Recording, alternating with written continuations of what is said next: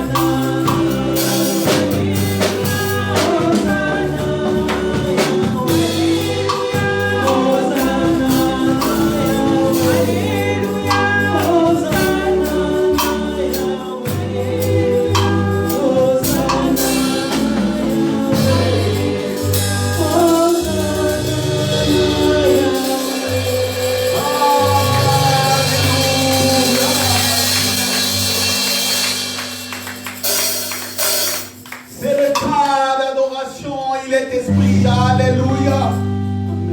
Et il faut que ceux qui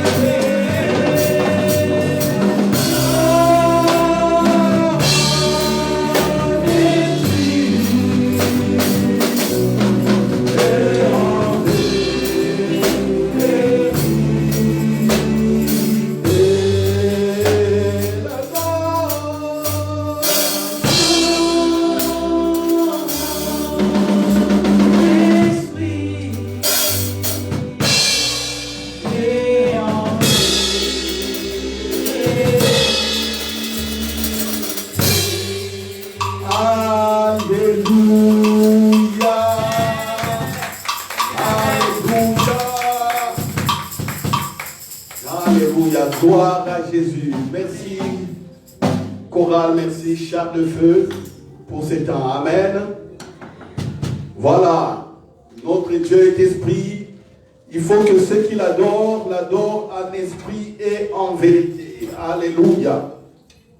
Voilà, adorer en esprit. Voilà, le Saint-Esprit est là.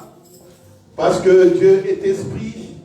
Nous devons savoir que nous-mêmes, nous sommes des esprits habitant un corps. Le temple. Alléluia. Alléluia. En vérité, parce que Jésus est la vérité. La vérité, vérité, c'est lui, Jésus. Alléluia. Sa parole est la vérité. Sa parole est vérité. Amen. Sa parole est vérité. Amen. Sa parole est vérité. Oh, sa parole est vérité. Oh, tout est accompli. Le voile est déchiré. Tout est accompli. Victoire. Tout est accompli. Le voile est déchiré.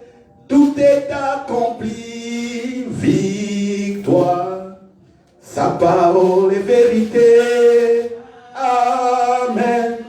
Sa parole est vérité. Oh, sa parole est vérité. Oh, sa parole est vérité. Alléluia. Alléluia. La parole de Jésus est la vérité. Gloire, gloire, gloire, gloire. Voilà. Sans plus tarder, nous bénissons dans votre présence. Que le nom de Jésus soit toujours loué d'éternité en éternité. Gloire à Jésus, gloire à Jésus. Alléluia. Prenons nos Bibles dans Éphésiens chapitre 1er, Éphésiens chapitre 1er, verset 15. C'est les versets que nous écoutons toujours. Alléluia. Que nous sommes en train de méditer, que nous sommes en train de vouloir pratiquer, de vouloir comprendre, afin de nous laisser éclairer par les merveilles de l'œuvre de Jésus-Christ. Éphésiens chapitre 1, verset 15, c'est la prière de Paul. Pour vous aussi, c'est pourquoi moi aussi, ayant entendu parler de votre foi au Seigneur Jésus et de votre amour pour tous les saints, 16, je ne cesse de rendre grâce pour vous. J'ai fait mention de vous dans mes prières, afin que le Dieu de notre Seigneur Jésus-Christ, le Père de gloire, vous donne un esprit de sagesse et de révélation dans sa connaissance, et qu'il illumine les yeux de votre cœur, pour que vous sachiez quelle est l'espérance qui s'attache à son appel, quelle est la richesse de la gloire de son héritage qu'il réserve aux saints, et quelle est envers nous qui croyons l'infinie grandeur de sa puissance se manifestant avec efficacité par la vertu de sa force. Alléluia. Nous avons sorti 3 faits dans cette prière, ce que Paul veut pour nous, les chrétiens, que nous connaissions l'espérance qui s'attache à l'appel de Dieu. C'est-à-dire, nous sommes dans le royaume des cieux. Dieu est notre Père. Quelle est l'espérance qui s'attache à cela? Voilà, c'est pourquoi je vous ai longuement et je continue à expliquer que quand on est dans le royaume des cieux, on est là toujours pour un but. Dieu, Jésus a détruit la barrière du péché qui nous séparait du Père. Ce n'était pas simplement pour que nous nous réjouissions, pour que nous dansions, non. C'était pour un but, vivre dans la présence de Dieu. Et quand on vit dans la présence de Dieu, on découvre un plan merveilleux qu'il a établi pour les uns et les autres. Alléluia. Et on comprend de ces faits le but aussi de notre existence, le but de notre vie, le but aussi du royaume des cieux, le pourquoi de son existence, ainsi de suite. L'héritage des saints, c'est l'œuvre de Jésus-Christ. Voilà, qui nous a donné l'héritage, voilà, dont le premier héritage est le Saint-Esprit. et tout ce que Jésus a accompli. Nous allons aborder aussi cette partie. Voilà. Et le troisième fait, c'est que nous connaissions sa puissance. Sa puissance, c'est le Saint-Esprit qui le manifeste. Alléluia. Gloire à Jésus. Donc, nous devons connaître tous ces trois faits exactement. Pour ceux qui, pour la première fois, écoutent ce message, je vous invite à aller sur notre page YouTube, Centre Grâce Vérité, ou sur notre page Facebook, Centre Grâce Vérité. Là, vous allez trouver tous ces messages. Voilà. Il y en a beaucoup parce que, vous savez, certains tombent dans nos messages comme un cheveu dans la soupe et ils n'arrivent pas à se retrouver. Mais je conseille toujours, quand vous écoutez nos messages pour la première fois, prenez un stylo, un cahier, commencez à écrire et essayez de parcourir d'autres messages. Et automatiquement, vous aurez l'éclaircissement par le Saint-Esprit. Alléluia.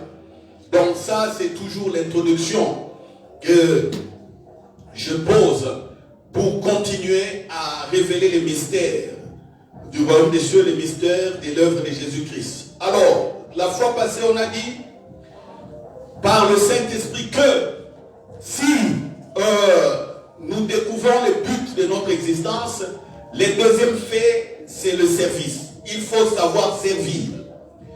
On n'est pas là, non, on est béni, on est puissant, on a eu beaucoup de choses, on a eu la grâce, on a eu la puissance. Non, ce n'est pas pour nous-mêmes. C'est toujours pour servir. Vous savez, la Bible dit le monde entier est sous une couverture de la puissance des ténèbres. Et c'est au Fils de Dieu, c'est à nous de détruire ces ténèbres, de détruire le voile des ténèbres que le diable a mis, que les humains aussi ont mis par l'ignorance de Dieu, par les forteresses des raisonnements. On a mis un voile. Alors, ce voile doit être détruit par nous, les fils de Dieu. Alléluia. Gloire à Jésus. Donc, le monde est sous cette couverture du malin et c'est à nous de démontrer la puissance de Dieu. Nous allons le démontrer par les services. Alléluia. Alléluia. Par le service. Et comme je suis en train toujours d'insister, il faut que chacun connaisse son livre de vie, que chacun connaisse ce don. Pourquoi le but de son existence ici sur la terre. Centre Grâce Vérité, je sais une chose. Vous connaissez déjà assez sur les livres de vie, mais vous savez, sur les 4 extrémités de la terre, beaucoup qui nous suivent n'en connaissent pas beaucoup. Donc aujourd'hui, nous allons essayer un peu de faire quelques pas en arrière par rapport à ces livres de vie, afin que tous puissions avoir le même langage et la même pensée. Prenons nos Bibles, donc dans Psaume chapitre 40, Psaume 40, versets 7 à 9, Psaume 40, Psaume 40, Psaume 40, versets 7 à 9. Voilà, ça c'est un chant de David. Un jour David avec sa guitare, à l'époque, c'était les luttes. Il jouait, il chantait, il jouait, il chantait, et l'Esprit de Dieu l'a saisi. Il chantait aussi ce que Dieu avait fait pour lui. Et de temps en temps, dans ces chants, le Saint-Esprit venait inspirer l'œuvre de Jésus. Mais écoutez ce que David dit ici dans ce psaume.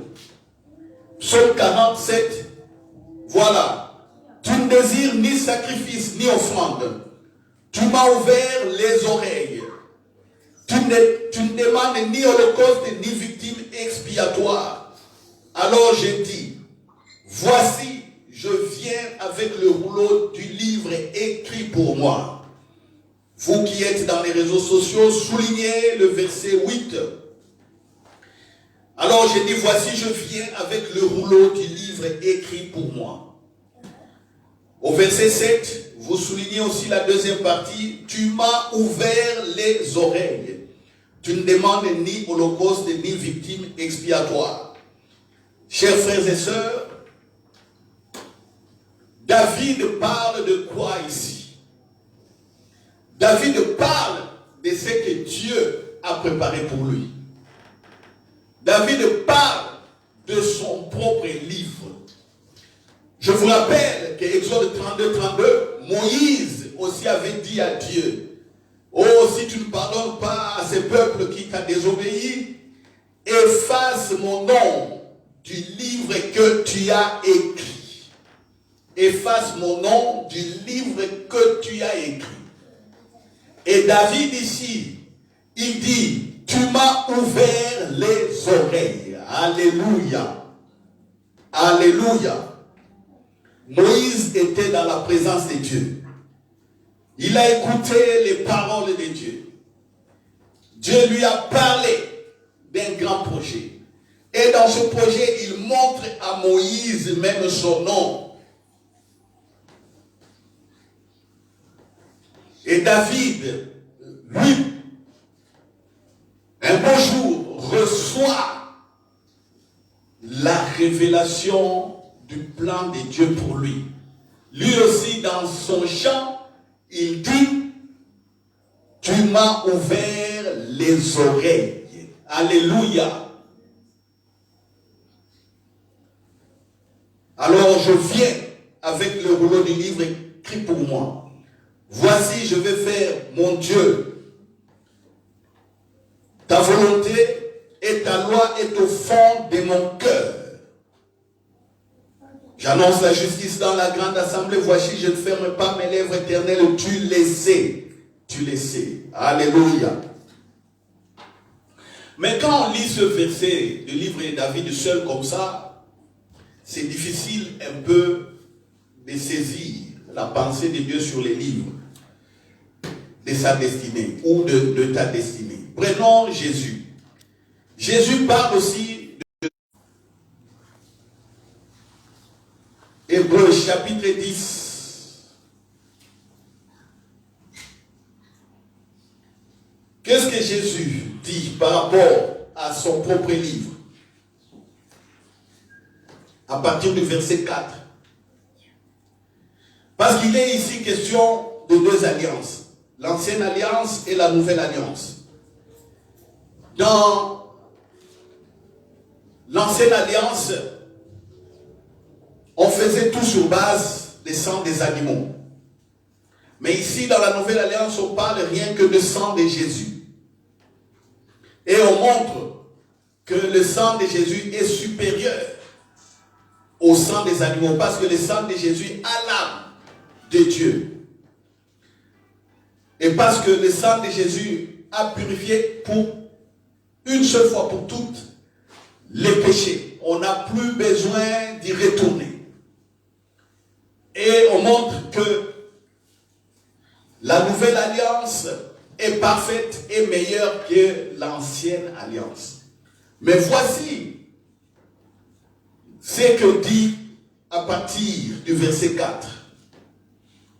Car il est impossible que le sang des taureaux et des boucs ôte le péché. C'est pourquoi Christ, entrant dans le monde, dit, verset 5, c'est pourquoi Christ, c'est la dimension divine, éternelle, Zoé de Jésus. Jésus était homme sur la terre, mais sa vraie nature, c'est Christ. Alléluia. Alléluia. C'est pourquoi Christ, entrant dans le monde, dit, tu n'as voulu ni sacrifice ni offrande, mais tu m'as formé un corps. Tu m'as formé un corps.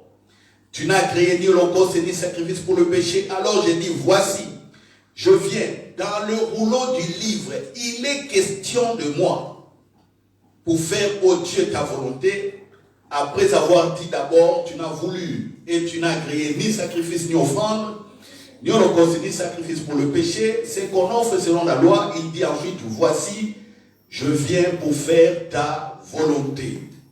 Il supprime ainsi la première chose pour établir la seconde, ainsi de suite. Quant à Christ, il dit, tu m'as formé un corps. En tout cas, en ce qui concerne le péché, il est écrit dans les livres, il n'y a qu'une seule personne capable de détruire le péché. Alléluia. Une seule est capable. Et la seule personne, c'est qui? C'est Jésus le Christ. Et il dit ici, dans le rouleau du livre, il est question de moi pour cette affaire-là de péché. Il est question de moi. Alléluia. David le disait aussi. Tu m'as ouvert les oreilles. Donc, tu m'as parlé. Tu m'as parlé. En ce qui concerne les sacrifices pour le péché, tu désires d'abord, Père, qu'on fasse ta volonté. Et dans la suite, vous verrez que ce que David dit est relié par rapport à toute sa vie. Là, on va voir dans le psaume 89, en ce qui concerne David, psaume 89. Prenez le psaume 89. Psaume 89.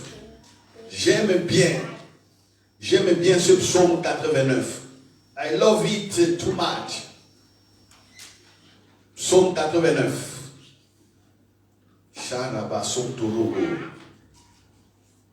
Psaume 89. Ah, yes.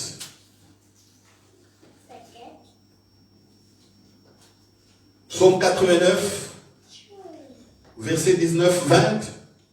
Écoutez ce que David dit. Car l'Éternel est notre bouclier, le Saint d'Israël est notre roi. Voilà. Verset 20. Alors, tu parlas dans une vision à ton bien-aimé. Et tu dis, j'ai prêté mon secours à un héros. J'ai élevé du milieu du peuple un jeune homme. J'ai trouvé David, mon serviteur. J'ai les oints de mon huile sainte. Ma main les soutiendra et mon bras le fortifiera. L'ennemi ne les surprendra pas et les méchants ne l'opprimera point. Alléluia. David dit, Dieu lui a parlé dans une vision. Une vision pour sa vie. Voyez, j'étais élevé au milieu du peuple. David, tu es un héros. David, mon serviteur, mon onction est sur toi. Moi-même, David, je te soutiens. Oh David, mon bras, tu seras toujours fort. L'ennemi ne peut pas te surprendre. Le méchant ne peut pas t'opprimer. Oh, ça c'est des extraits que j'aime bien. Quand j'ai pris, surtout contre les oppressions, et je donne ça à ceux qui ont peur des sorciers et du diable. Voilà. Ceux qui ont toujours peur des... Oh, les sorciers, on attaque, les attaque. Regardez ici. L'ennemi ne peut pas te surprendre. C'est pourquoi j'ai compris, quand on a un peu de difficultés, moi je dis toujours, par rapport à ça, les diables semblent avoir un léger avantage. Ce n'est qu'une question d'un léger avantage. Parce que je sais que je suis plus que vainqueur. Alléluia. À vous qui aimez les combats spirituels, à tout moment chasser les démons, voici je vous donne ça. L'ennemi ne te surprendra pas. Moi je le confesse tous les jours. Je ne mourrai pas des poisons, je ne mourrai pas de la sorcellerie, ni de l'envoûtement et tout ça. Moi je le dis. Voilà. Oh, un pasteur est mort empoisonné. Il n'a jamais compris l'œuvre de Dieu. Il n'a jamais compris. Pasteur de nom simplement. Ça, c'est la vérité.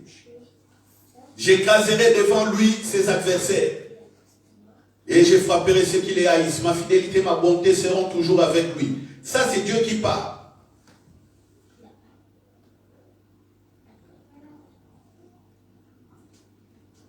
Au verset 35, par exemple, Dieu dit, je ne violerai point mon alliance et je ne changerai pas ce qui est sorti de mes lèvres. J'ai juré une fois par ma sainteté, mentirai-je à David. Sa postérité subsistera toujours. Son trône sera devant moi comme le soleil. Voilà la vie de David. Voilà. Dieu dit qu'il ne va jamais violer l'alliance. Jamais violer son alliance. Il ne peut jamais mentir à David. Est-ce que Dieu peut te mentir? Je vous pose la question, même vous qui êtes sur les réseaux sociaux, est-ce que Dieu peut vous mentir? Vous voyez? Vous voyez? Quand j'ai dit que dans le royaume des cieux, on prie en dialoguant avec le Père, beaucoup ne comprennent pas. Beaucoup continuent à crier. Comme si Dieu a voyagé. Hein? Ils crient comme si Dieu est parti en vacances. On parle dans le royaume des cieux, on prie sur base de telles vérités. Et puis on commence à échanger, on commence à parler.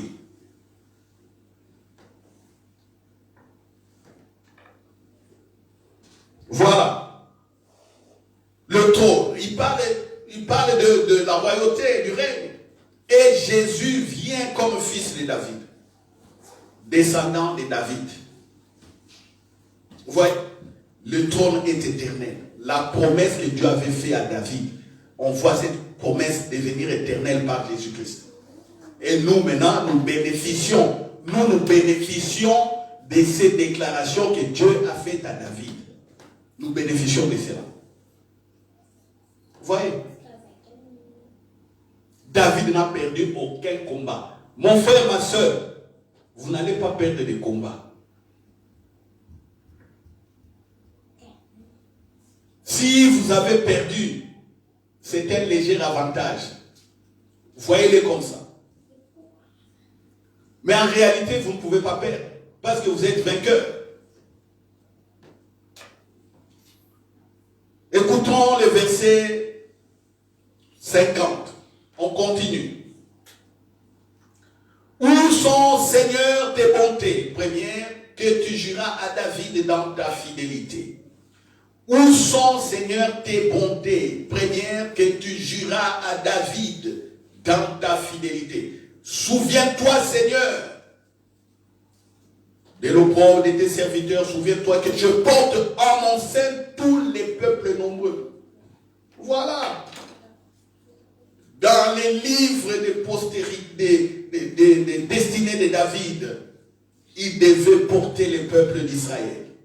Il devait régner, protéger ses peuples. Il était le berger de ses peuples, les défenseurs de ses peuples, bienfaiteur. Il devait veiller sur le peuple. Et dans les moments difficiles, David crie, rappelle son livre, rappelle l'alliance, rappelle les bontés premières. Vous voyez, ça c'est les livres de vie de David. C'est comme ça, quand on connaît ces choses, on est dans l'assurance.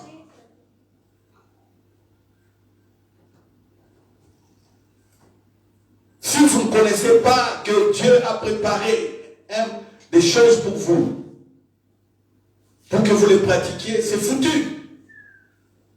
Ça sera la vie des douleurs, des souffrances et de la débrouillardise. C'est pourquoi j'ai dit, nous, on ne peut plus souffrir, on ne peut plus se débrouiller.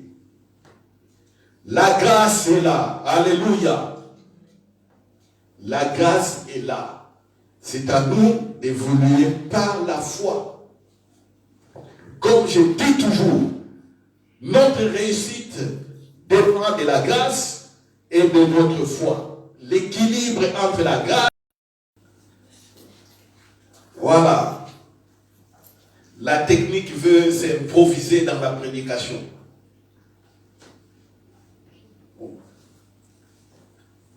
Je disais donc, nous n'avons pas cherché Dieu. C'est lui qui est venu nous trouver. Nous sommes sortis des seins de nos parents. Les jours de la naissance, on est sortis, tout le monde criait, nya, nya, nya, nya, nya, sans savoir ce qui allait se passer dans le monde. On était là. Et petit à petit, on commence à apprendre. Par rapport à toutes les personnes qui sont autour de nous. Certains sont des filles, certains sont des garçons, plus tard des papas, des mamans. On voit comment le monde se construit, la violence, ainsi de suite, les études, les commerces, les emplois, ainsi de suite. Tout. On a trouvé tout comme ça. On a tout trouvé. Mais pour quel but? Pour quel but? Doit-on vivre comme des animaux?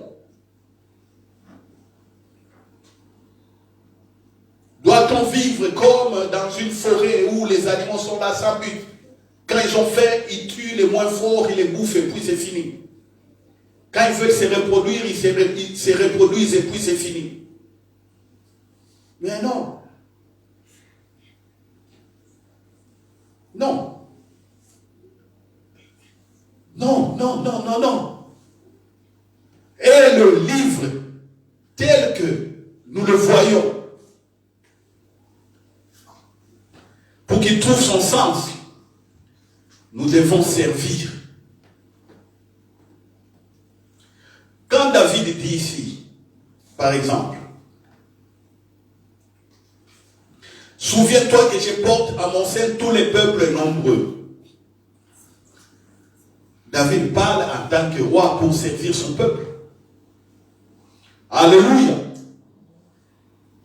Alléluia. Prenons le psaume 106. Vous allez voir encore une des prières magnifiques de David.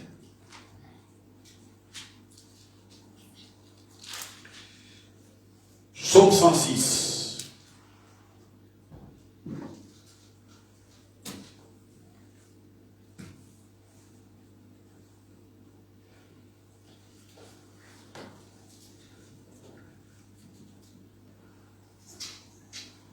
Au verset 4. Éternel, souviens-toi de moi dans ta bienveillance pour ton peuple. Souviens-toi de moi en lui accordant ton secours, afin que je voie le bonheur de tes élus, que je me réjouisse de la joie de ton peuple et que je me glorifie avec ton héritage. Éternel, souviens-toi de moi dans ta bienveillance pour ton peuple. Souviens-toi de moi en lui accordant ton secours, afin que je voie le bonheur de tes élus, que je me réjouisse de la joie de ton peuple et que je me glorifie avec ton héritage. Alléluia. Souviens-toi de moi. Souviens-toi de ce que tu as écrit pour moi. Souviens-toi de la manière dont tu m'as établi. Et quand je vois qu'il y a crise économique dans le pays, souviens-toi de moi. Souviens-toi de ce peuple. Vous voyez comment David prie. Il se base par rapport à son livre et il cherche le bonheur du peuple.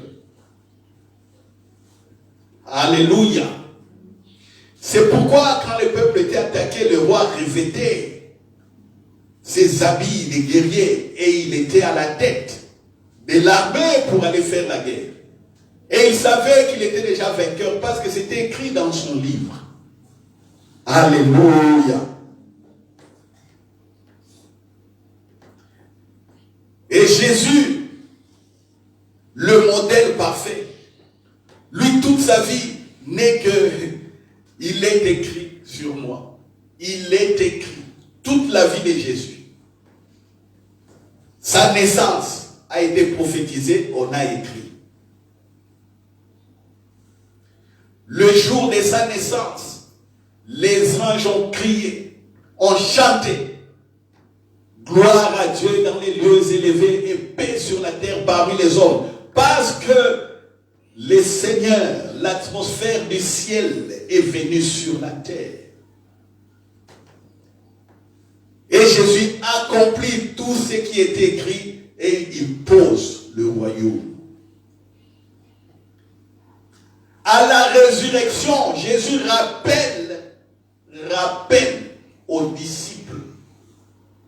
À la résurrection, quand il devait se séparer d'eux, il a dit, voilà, selon ce qui a été écrit, il fallait que ça accomplisse tout ce qui était écrit de moi. Alléluia. On prend Luc chapitre 24. Luc. Prenons Luc. La foi vient de ce qu'on entend et ce qu'on entend vient de la parole de Dieu.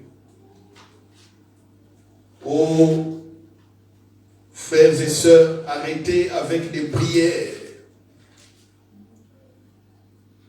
Des prières inutiles qui vous cassent, qui vous scient les côtes pour rien. Prenons Luc 24, verset 44. Puis Jésus, ici c'est la résurrection, Jésus est ressuscité. Puis il leur dit, c'est là ce que je vous disais, lorsque j'étais encore avec vous, qu'il fallait que s'accomplisse tout ce qui est écrit de moi dans la loi de Moïse, dans les prophètes et dans les psaumes. Donc Jésus est en train de dire, à partir de la Genèse, jusqu'au livre du prophète Malachie, ou Malachie, tout ce qui est écrit sur lui devait être accompli. Et il disait, c'est là ce que je vous disais lorsque j'étais encore avec vous. Donc quand Jésus était avec les disciples, Jésus leur parlait de son livre. Il disait, voici mon plan, voici ce que je ferai. Mais eux, ils ne comprenaient pas. Ils étaient surpris quand les miracles arrivaient. Mais il les a rappelés plusieurs fois. Analysez les paroles.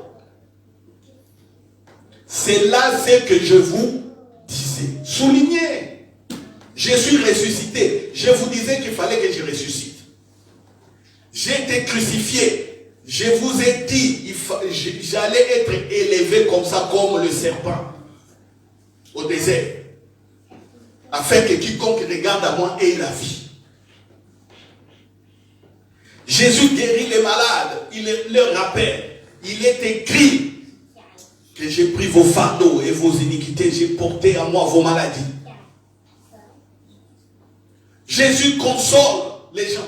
Il leur dit, il est écrit que je suis prince, consolateur. Alléluia. Jésus marche sur les eaux. Il leur dit, vous avez vu que j'ai marché sur les eaux. Dans les psaumes, il est écrit que l'Éternel marcha sur les eaux. Je suis Dieu. Chaque fois qu'il faisait quelque chose, il rappelait les Écritures. Il fait, mais eux, ils ne comprenaient pas. Il dit, détruisez ces temples. En 3 jours, je vais les reconstruire. Il leur a dit, détruisez les temples. Il parlait du temple et de son corps. À la résurrection, les disciples ont compris, après 3 jours, il est ressuscité. Donc les temples que Jésus disait, c'était son corps. Jésus, les derniers jours, il rentre dans Jérusalem, assis sur l'ânon. Les gens crient. Hosanna au fils de David. Hosanna, Hosanna. Jésus entre comme un roi, Seigneur Christ, sur un ânon, tel que c'est écrit dans les livres du prophète Zacharie. Mais le peuple, au lieu de reconnaître que c'est le roi, le Seigneur Messie qui rentre, pour le peuple, c'est un prophète. Lisez. Vous allez voir ça. Quand il rentrait dans Jérusalem. Pour eux, non, un prophète, c'est Jésus de Nazareth, un prophète. Et là, et rentre à Jérusalem. Oh là là là là là là là là. Oh là là là là là là. Oh là là. C'est grave ça. C'était grave. Jésus parle de son livre, mais les gens qui sont bandés ne comprennent rien. Voyez? Alors, quand on lit dans Luc 24, Jésus, par la suite, verset 44, a ouvert les yeux des disciples pour qu'ils comprennent. 24, 44. Alors il leur ouvrit l'esprit afin qu'ils comprennent les Écritures. Une fois de plus. Afin qu'ils comprennent ce qui a été écrit.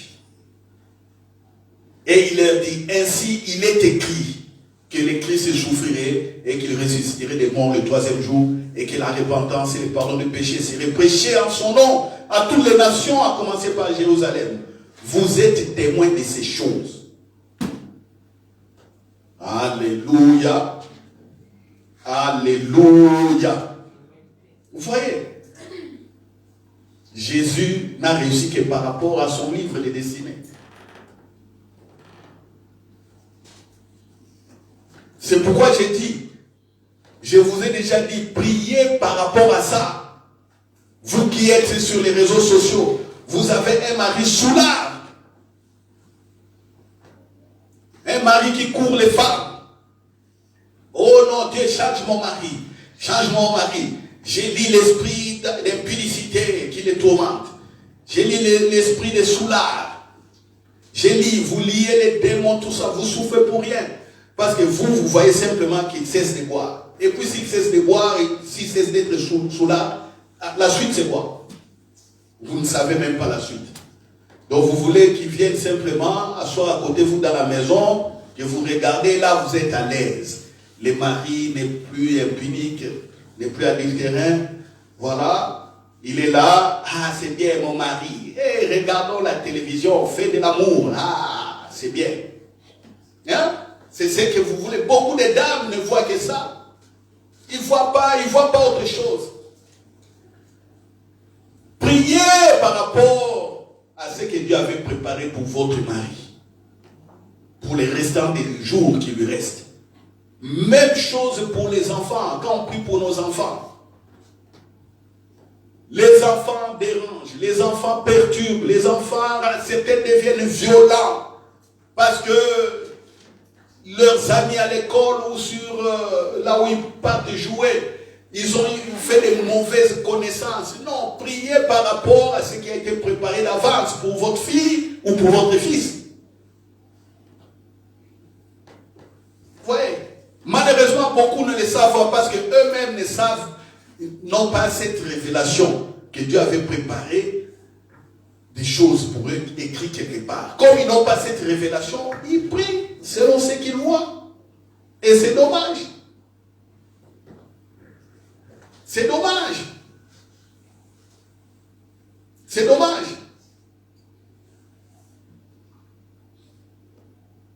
Moi, j'ai un petit frère. Aujourd'hui, il est pasteur au Congo. Mon petit frère Tony. À un certain moment, il était aussi un peu turbulent. Il a eu beaucoup de problèmes avec des gens. Comme c'est un très bon mécanicien, vraiment en mécanique, il est très très très bon. Vous savez un peu au Congo comment ça fonctionne. Avec des mécaniciens. Et il a eu beaucoup de problèmes avec des gens. À tel point que bon, il pouvait faire la prison, il devait se cacher. Mais j'étais ici, j'ai prié. Oh, quand j'ai entendu cela, mon cœur était déchiré. J'ai dit, dans ma famille, je ne peux pas accepter d'avoir un petit frère qui est comme ça. Oh Dieu! J'entends bien le Saint-Esprit qui m'a parlé. Il a dit que non, il est mon serviteur. Alléluia! Alléluia! Il est mon serviteur. Et en 2009, si je ne me trompe pas, en 2006, j'étais au Congo, je ne l'ai pas vu, parce qu'il était allé quelque part pour se protéger.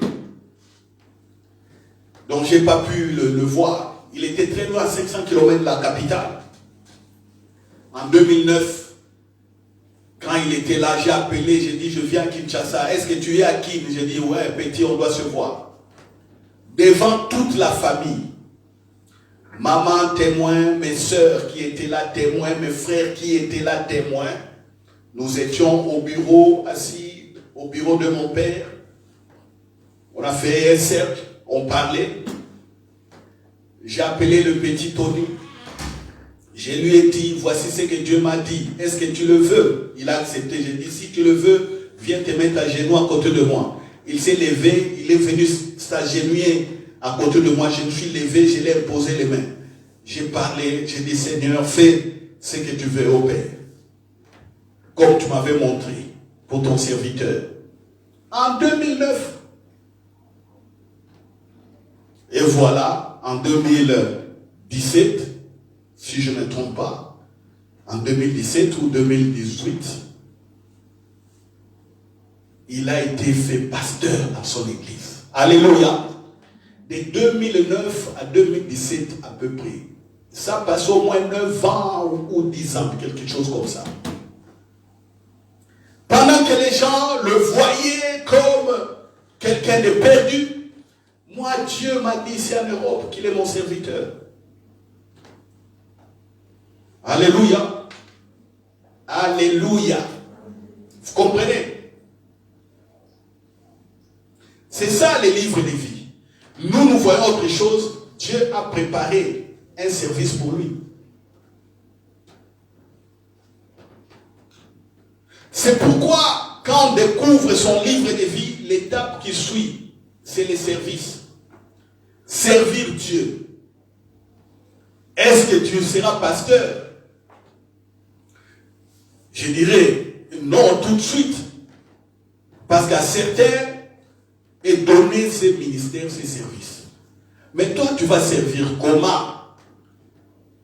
Tu ne vis pas dans une île où tu es seul, mon frère, ma soeur.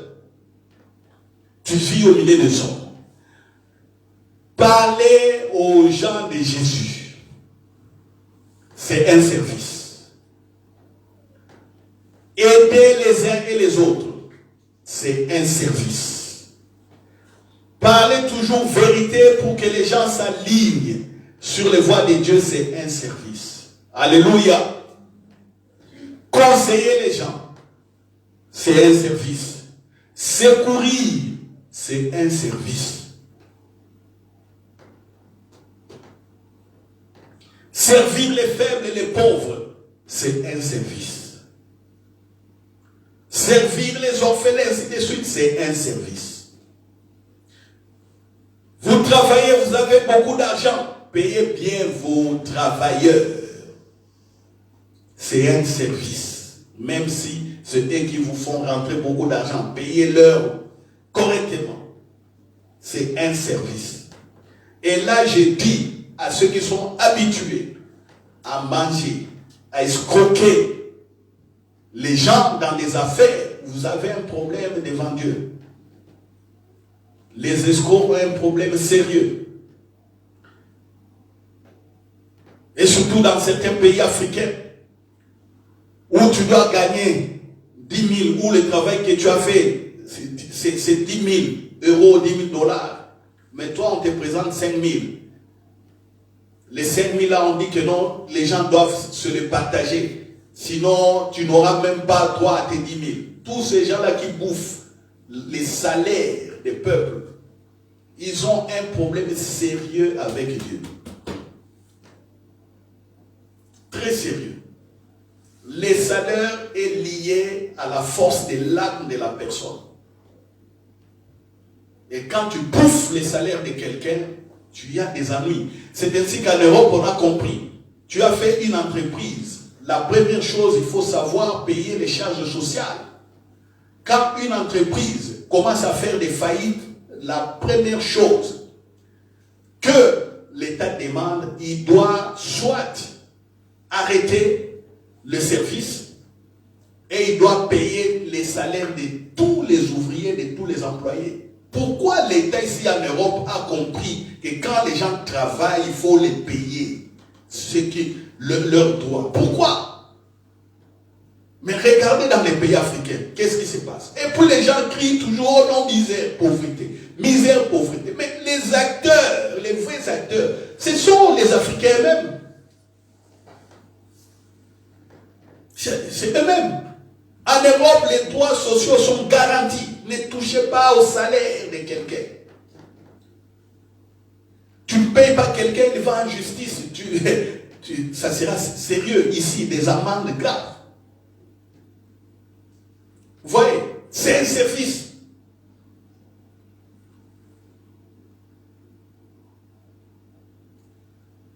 Dieu vous a enrichi. Vous devenez millionnaire, milliardaire. Votre service serait quoi? Ça serait d'éradiquer la pauvreté, le chômage dans la région où vous habitez. En employant encore beaucoup de gens parce qu'ils ont des familles. Alléluia. Votre argent, ce ne sera pas simplement pour vous promener dans des hélicoptères, dans des avions, boire des champagnes, des choses comme ça, vous habiller de manière ou chiquement ou très très cher avec des diamants, bijoux. C'est ce qui est dans les rêves de beaucoup. Et quand il y a tout ça enfoui en vous et vous voulez prier pour les livres de Dieu, c'est difficile d'accéder à ces vérités. Regardez toutes les personnes que Dieu a enrichies même dans la Bible. Tous sont servis. La richesse ne leur disait absolument rien. Absolument rien. La richesse était simplement les moyens que Dieu a donnés pour qu'ils soient capables de servir. Point barre. Alléluia. Donc à vous qui êtes sur les réseaux sociaux, je vous dis, votre richesse, c'est pour servir. Ce n'est pas pour vous acheter des voitures luxueuses et les exhiber dans des fêtes, dans des YouTube, tout ça. Attention à Hollywood. À Hollywood, il y a trop de montages. Attention. Hollywood ne nous dit pas la vérité. Ou tout ce que nous voyons chez les Américains. C'est pourquoi ils se suicident. Ils vivent tantôt de manière désordonnée. Ils sont déséquilibrés. Il y a la violence, des meurtres. Ils utilisent des armes facilement dans ce monde-là. Mais nous, on est loin de ces réalités. On veut vivre comme des Américains. C'est une autre culture. Et l'équilibre, c'est la culture du royaume des cieux. Alléluia. La culture du royaume des cieux. Donc, vous découvrez votre livre. Vous êtes enrichi. Pensez au royaume des cieux. Alléluia. Vous êtes à l'église. L'église vous sert. Je vous donne ces vérités pour la promotion de votre vie. Mais comment vous allez servir l'église? Regardez à ce que l'église manque. Il y a plein de dons. Vous avez des dons, peut-être des dons des chants, des dons des, je ne sais pas. Mettez ces dons en activité à l'église. L'église vous conseille, vous avez la force. Quand vous irez dans le monde, vous serez encore très fort au niveau du service. Alléluia. L'église est un endroit qui ne peut manquer de rien. Mais on est surpris dans les églises, on voit que les gens ne savent même pas donner, mais ils veulent être bénis. Vous ne savez pas donner de l'argent. Vous ne savez pas soutenir les ministères, mais vous voulez être bénis. C'est des contradictions. Vous savez, même si aujourd'hui, ce que j'ai dit, on peut couper ce verset. On dit, voilà, c'est pasteur. Regarde ce qu'il dit à l'église pour que les gens ramènent de l'argent. On peut couper. Vous savez, au monde aujourd'hui, il y a des spécialistes de destruction. Ils vont couper, ne prendre que cette partie. Ah, ils cherchent les 10 000 les offrandes là-bas. Ils cherchent. J'ai dit non. Moi, je ne cherche pas. C'est pour les services. Alléluia. C'est pour les services. À quelqu'un, j'ai dit récemment, il y a une semaine, il y a quelqu'un que je conseille, je prie pour lui, tout ça. J'ai dit, viens à l'église, viens aussi écouter. Oh non, pasteur, moi je préfère venir vous voir. J'ai dit, mais non, comment tu préfères venir me voir simplement comme ça? Viens aussi à l'église. Parce qu'à l'église, j'ai dit beaucoup de choses, beaucoup de mystères. Et dans l'atmosphère, ça fait du bien. Oh non, pasteur, non, moi je veux tout ça. D'ailleurs, je vais t'amener ma dîme. Je lui ai dit, si tu ne viens pas à l'église, ta dîme là va rester en dehors de la porte de ma maison. Ça ne va pas rentrer dans la maison. Alléluia. Amen. Allez, dites-moi, maintenant si je cours derrière l'argent, je dis clairement à quelqu'un, il y a une semaine, Tu ne viens pas à l'église. Tu m'apportes de l'argent. Tu veux simplement me voir, te conseiller comme ça à la maison. Ta dîme, tu la laisses en dehors de la porte de ma maison. Ça ne rentre pas ici. Ma soeur, tu as compris? Pourquoi j'ai l'esprit de service? Je ne cours pas derrière l'argent, mais c'est pour votre bénédiction. Vous voyez? La dîme a été faite pour le service. Et non pour qu'un pasteur, c'est pour les poches. Et puis, lui à son tour, comme j'ai entendu d'autres dire, toutes les dîmes me reviennent à moi. Ce n'est qu'après avoir reçu les dîmes que je vais penser à l'église. Oh, c'est quoi ça? On fait des séminaires et des multitudes de gens aussi sont assis qui écoutent. D'abord moi, parce que les sacrificateurs, ça, vous ramenez l'Ancien Testament là où il y a la grâce. Non, la dîme c'est pour les services. Dans les services, ici on peut avoir des nettoyeurs, des directeurs de chorales, ainsi de suite, équilibrés, audiovisuels, des gens bien équipés. Mais s'ils ne travaillent que 24 sur 24 ici, vous pensez que dans une église qui pousse, qui va de loin, il n'y a que les pasteurs qui peuvent travailler 24 sur 24 à l'église? Non. On peut avoir des directeurs de chorale ici. Pour l'adoration, 24 sur 24 à l'église. Son boulot, c'est venir faire travailler l'équipe. Alors vous allez les payer comment? Donc il va vivre comme ça, par la grâce de Dieu, que Dieu lui fasse du bien, mais qu'il vienne simplement. Non. Moi je dis non. L'église peut engager, même pas engager, s'il y a des gens qui sont disposés à nettoyer l'église, l'église peut les engager. Eux, ce sont des balayeurs, des nettoyeurs, des tout, ouvriers dans l'église. Et l'église les paye. Pensez que l'église va payer ces gens avec quoi? C'est avec les dîmes, non? Et tout ce qu'il y a comme don, c'est que les gens portent. C'est ça la vision. C'est ça la vision du service. C'est pas la vision, bon, moi, pasteur, je prends, et puis je regarde, ah, cette soeur-là souffre. Ah, soeur, tu travailles beaucoup là, tu nettoies beaucoup les toilettes. On prend un peu de dessin et on va acheter quelque chose chez les enfants. Non, on engage, c'est son boulot. Elle vient le matin, tous après les cultes, elle commence à préparer la salle 1, 2, 3 jours, des choses comme ça. Elle est payée par rapport à ça. Et il y a beaucoup d'autres choses que je garde dans mon cœur, que nous laissons simplement l'église être développée. Alléluia. Voilà, ça c'est la vision du service. Voilà. Des intercesseurs, mais des bons intercesseurs, quand ceux qui prient pour les gens et ont des résultats, ceux-là, on peut bien les payer s'ils sont dans les services. Mais quand vous venez, vous priez pour les gens, il n'y a rien. Vous-même, il n'y a rien. Comment est-ce qu'on va compter sur vous et vous payer? Hein? Vous foirez vous-même, vous foirez vous. Mais non. Mais s'il y a des équipes, des personnes, des foi qui sont là, avec des dons, tout ça, on prie, on dit non, protégeons notre sœur ici. Sœur, sois là pour prier pour les gens, pour intercéder. Dieu parle dans ta bouche. Voici, on te donne l'argent. Voilà. C'est ça l'église. C'est ça les services. Il y a beaucoup de choses à dire là-dessus. Amen.